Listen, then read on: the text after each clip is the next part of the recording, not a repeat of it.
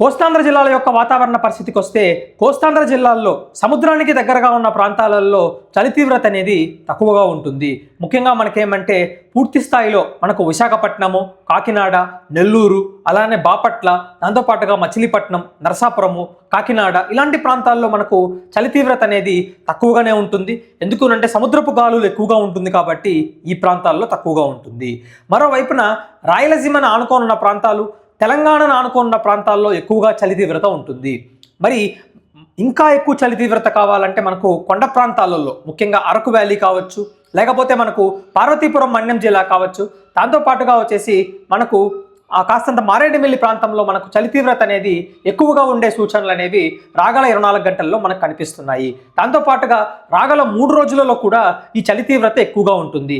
Araku valley side మాత్రం మనకు చలి తీవ్రత 5 డిగ్రీలు లేదా 4 డిగ్రీల వరకు కూడా వెళ్ళే అవకాశాలు అయితే ఇప్పుడు అలానే రాగల రోజుల్లో మనకు కనిపిస్తున్నాయండి.